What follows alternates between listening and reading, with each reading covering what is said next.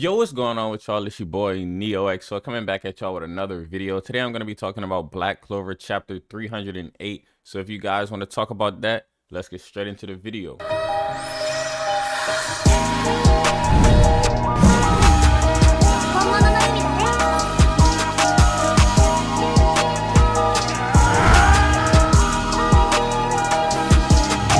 So starting off the chapter, we have Langris and Finral teaming up to fight against Zenon. Now, they actually end up getting defeated, but this part right here actually did make a difference because they were able to buy some time for Yuno to get back up. So speaking on their battle with Zenon, basically, Langris was already hurt from Yuno and Langris's battle against Zenon. So now that he's fighting with Finral is less hurt than Langris, but Finral still knows that, Langris has taken some heavy damage and he's not going to be able to put up this for long.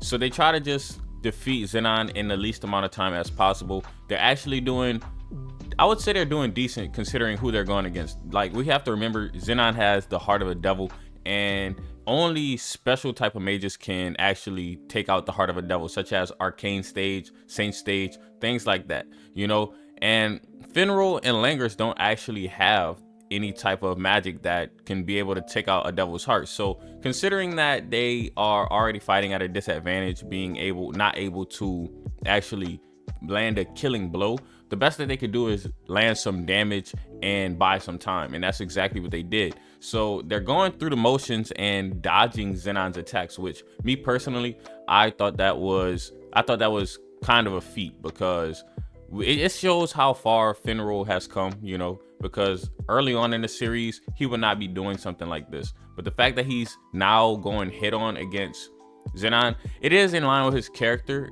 and the fact that he always goes out of his way to help his brother. In my opinion, his brother literally at one time was going to kill him, and he still stood up for his brother. Like he loves his brother, and that just goes in line with his character, especially since he's the elder brother. Even talked about that a little bit, but they basically weren't powerful enough to defeat Zenon. They actually dodged a couple of Zenon's hits. Then they tried to, Langris has this erasing magic, pretty much like, he erases the space, and he tried to erase the space within Zenon, which on a regular person, that person would be dead. However, even erasing the space does not destroy the heart of a devil. So I thought, I literally was in shock when I read that. I was like, wow. So you can't even like make the heart disappear, because that's essentially what's happening.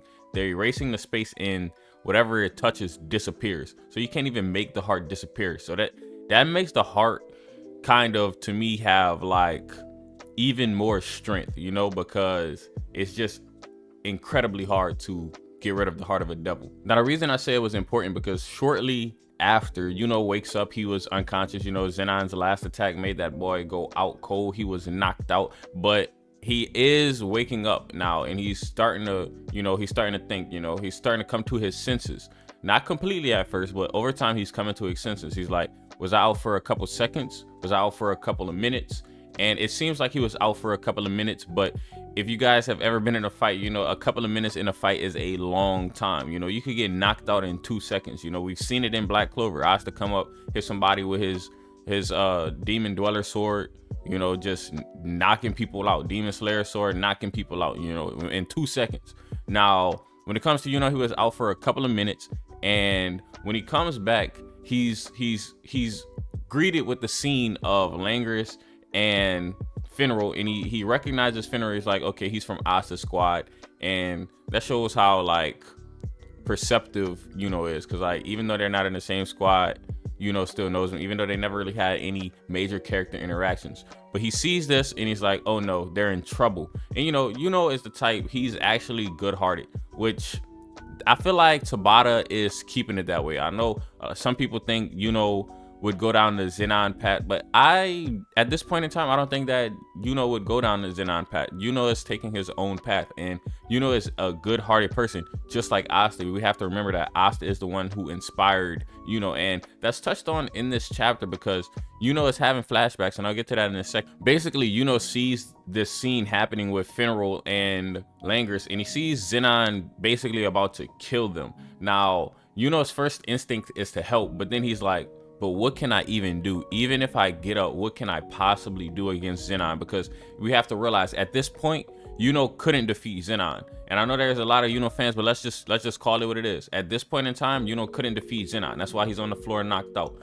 He has used everything in his arsenal that's known to him. Spirit of Eurus, Spirit of Boreas. He has used his Mana Zone. He has used this new arrow technique that we've never seen before. You know, it's just he's used everything in his arsenal. What can he possibly do? You know, he went into this fight very confident, and his confidence was kind of shattered a little bit by Zenon. Zenon kind of made his hope dim a little bit, but he does end up in this chapter getting more hope. And his hope is the fact that he starts to remember all of his fallen comrades. He sees flashbacks of Zenon's aftermath whenever Zenon did the Golden Dawn massacre. He sees the aftermath of that, and he was like, okay, look what Zenon did, but like, what can I do? Then he remembers he's like the squad captain meeting.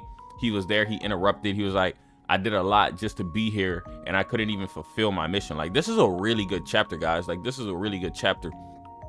And he's just thinking about all these things, and he's just like, I cannot let it end like this. And I respect Yuno for that. I don't really know why Yuno be getting all the hate. Right here, this is what we needed, you know, because it kind of shut the haters up on Yuno. I'm not a Yuno fanboy.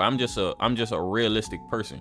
This is really good writing, guys. Y'all got to give it to Tabata on this one. Now, Yuno is basically realizing all of these things that happened in the past that led up to this. And he's like, all right, man, I really want to win. I don't want to give up, but what can I do? In this chapter, we see Yuno crying a lot, and I definitely feel for him. Like, he has a bunch of fallen comrades. He's trying to avenge them as best as he can. He's literally giving it all of his effort, and it's just not working. And he's crying, and I want to point that out because, you know, in the beginning of the series, we see Yuno, and he's like, I'm never gonna cry again. I'm done being an emotional crybaby. So whenever I feel like Tabata wrote it like that, so whenever Yuno cries, it definitely gives it a little more impact, and I could see the impact of, you know, how Yuno's actually feeling, because this is not typical from Yuno's character. Yuno doesn't go around crying. Like, he really feels this, and he's really going through a lot. Honestly, he's going through a lot. Now, the final flashback that Yuno gets is of Asta, and he's like, all right, me and Asta made a promise.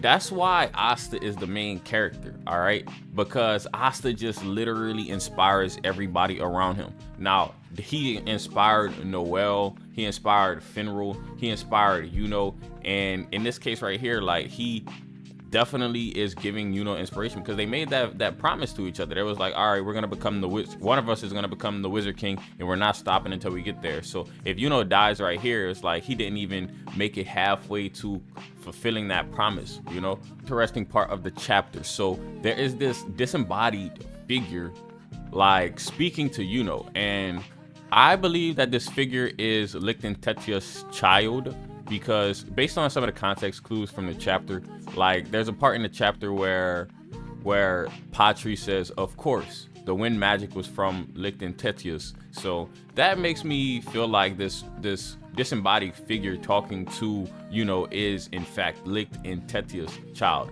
Some people were saying it was the Grimoire. I don't think it's the Grimoire, because we've never seen a Grimoire speak. Like, the closest we've gotten to a Grimoire speaking was probably Libe in Asta's 5-leaf Grimoire, but like, this right here seems like it is straight up the spirit of Licton Tetia's child. And there's clues throughout the series like hinting at this, for the fact like Yuno is the vessel of Licton Tetia's child. Whenever, you know, they did the elf invasion, everybody was getting like possessed. The vessel for Licton Tetia's child was Yuno. So Yuno's magic type of wind seems to be coming straight up from the fact that he has two separate souls. Like, one of the souls, Licton Tetia's child, was reincarnated into Yuno, and that's how he has this wind magic. Now, we have to see what Yuno's second magic attribute is. Like, what is his born type, you know, like which one was he born to have based on his lineage of the royal family from the Spade Kingdom, because he is a Grin Burial. Like, that boy is royal, all right? And he's just gonna be absolutely powerful. Some people saying they don't think it's really gonna be a power-up. I do think it's gonna be a power-up. Like, this man about to have two different magic attributes. And at the same time, I'm gonna make a video. Subscribe to the channel if y'all want to see this, but let me know if y'all want to see this. But I think I'm gonna make a video on just how powerful this man gets after this, because you gotta realize this man has a 4-leaf grimoire, and he's about to inherit the Spade Kingdom Royal Grimoire. In my opinion, that's kind of like head canon right now, but it could be coming in like real canon, because if you look at Laura Petrica, she has the grimoire that was passed down through her royal family. So it would only be fitting for Yuno to have something similar. I'm not saying it's set in stone, but it could be something similar, especially since he has a 4-leaf grimoire. I feel like the grimoire from the Spade Kingdom would have to be equivalent or higher in power. Like the 4-leaf grimoire is a really coveted grimoire right there, and it makes sense. It makes complete sense, because you got to realize Licht had a 4-leaf grimoire. So the fact that Yuno got this 4-leaf grimoire because he has Licht's child within his vessel, that makes sense. You know, it kind of like also how he's loved by Mana. The elves were a race known for being loved by Mana. So it's just really interesting. I think Tabata did a good job. Like I said, this is a really, really good chapter.